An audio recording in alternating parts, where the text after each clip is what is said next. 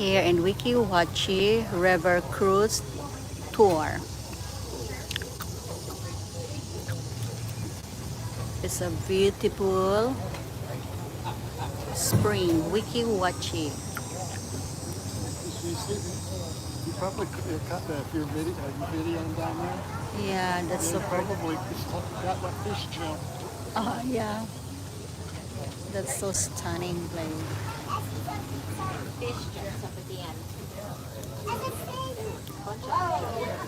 No vessels beyond this point.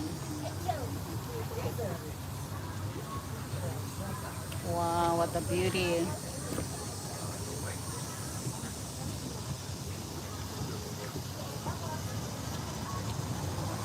Alright, you guys, how you doing today? Awesome. I'm going to have to speak up just a little bit here just while we get our microphone working.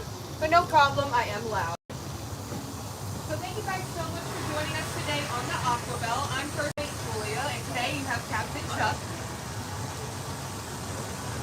Is it turned on? So we are a U.S. Coast Guard regulated vessel. So first, I do have to go over safety protocols with all of you guys. So if you guys want to pay attention real quick to the front of this boat, if you look to the left and the right on the front of the boat right here are going to be our adult life vests. The back of the boat on that back left side, those are also our adult life vests. Now hanging above in the back, to that left and that right, are our children's life vests. In case of emergency, parents, please take care of yourself first. Put that right over your head, wrap it around your waist and pull that straight, and then take care of any of your limbs. Okay. In case of emergency, you guys, do not panic. We're going to hold hands and walk off into a beautiful sunset together. But if the boat were to sink, it's only a few feet. Yeah. And Are I'm we a seeing our swimmer. microphone working? Yes. Good job.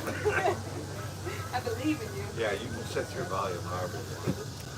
And all right, you guys, we do have a few more rules now that you can hear me just a little bit better. So that other rule is going to be please remain seated at all times unless me or my captain tell you guys it's okay to stand up. There's going to be some awesome times where you will be able to get some good views, but I will let you know when it's okay to do so. And that third and final rule is please keep all phones, hands, legs, babies inside the boat if you want to take them home with you. If they do drop, I'll spend the rest of the ship getting them out the water and taking it home with me. Ah. But that is going to be it, you guys. I hope you enjoy the ride. Oh. I Look, ever. Either way. Big boats to 99. And our first thing on the river right here are going to be these wild kayakers. Very dangerous. Do not draw attention to the boat.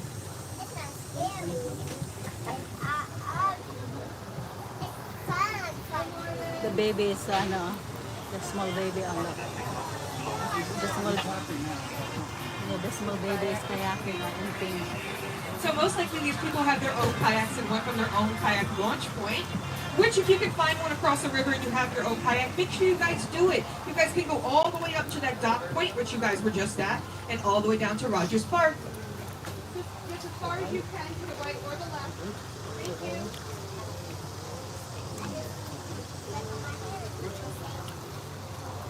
Beautiful. I like the. All right, you guys, I have a quick question for you. How many of you are new? Is this your first time coming to our park?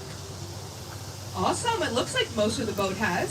So I will tell you guys, we are world famous for our Weeki Watchee Mermaid Show. So if you haven't seen it, make sure you guys check it out. We've had a few famous people who love to visit our Weeki Watchee show. And one of those you should all know very well is Elvis Presley. Elvis Presley loved to vacation here and he loved to party with our very own Weeki Watchee mermaids. So if you haven't done it, make sure you do it. And what's really important about that Weeki Watchee Mermaid Show is that it's actually our head spring. So that means all of the water that you see in this very river comes out from a little spot about the size of your front door, right where those mermaids are performing.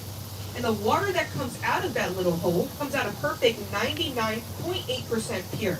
That is better than your drinking water, tap water, and most bottled waters. And so the amount of water that comes out of that little hole every single day is actually extraordinary. It's 117 million gallons of water. And that's enough to give each Floridian 5 glasses of water.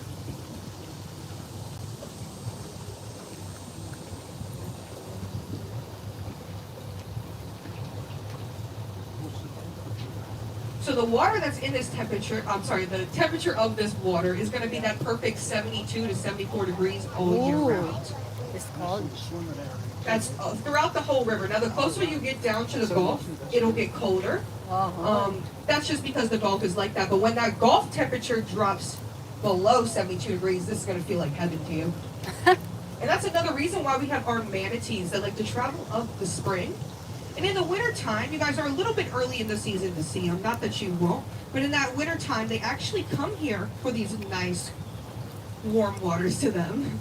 Now, a lot of people who are travelers here who aren't from Florida will think that 72 degrees is pretty cold, but those manatees love that water.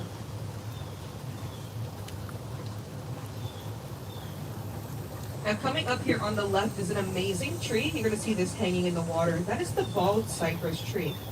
So that tree has an amazing property, which has anti-rot wood. So back in the day when they were first discovering Florida, these trees were almost cut down nearly to extinction. They found out that it is a slow-growing species, so you can no longer cut these trees down. This one's only about 100 years old. I want you guys to look to the tree that's right to the right of this. It's going to be this tree right here. This tree is closer to 400 years old, and at the base of that tree, you're going to see the cypress knees. Looks like these little sharp things coming out the ground. That is the cypress tree's root support system, provides oxygen, and can even be a little nursery for small critters. And for those of you who think that 400 years is pretty old for a tree, we actually have some trees in this park over 600 years old. And to put that in perspective, that is actually older than the Black Plague.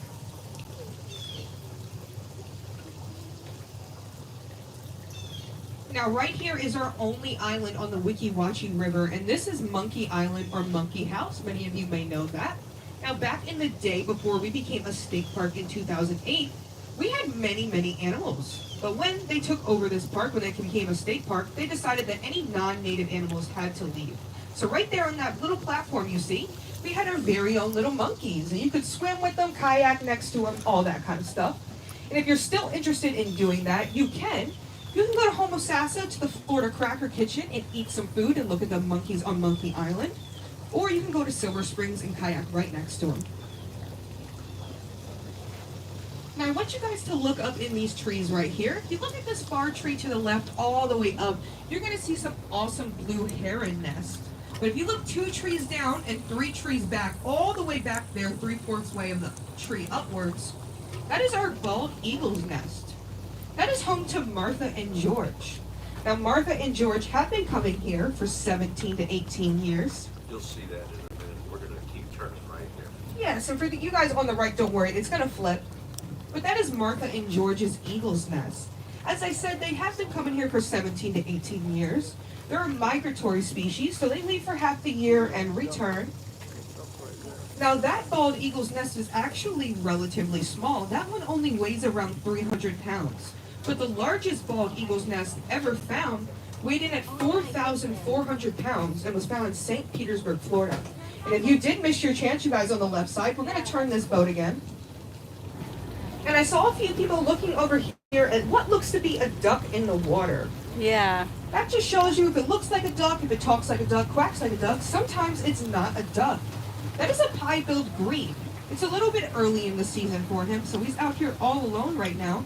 But very shortly, all of his friends and his love is going to come back right here and hang out with him. Now, they do look exactly like a duck. They have little flippers on the back of their butt, giving them a really that funny eagle look. up there. And for you guys on the right now, you can get that really good view of that bald eagle's nest. I think I see the bald eagle up Yeah, there. it is. It's right above the There is nest. a bald eagle up there right now. That one, bald If you look eagle. right directly above that bald eagle's nest, that far right tree now, right above it, is our very own bald eagle. And it looks pretty large, so I do believe that one is Martha. You can tell the difference between the two because the female bald eagles are much larger. And if you can't see, if you want to stand up very shortly to get a good look, you can do that. But it's directly right above that bald eagle's nest. Another bald eagle's nest. That one.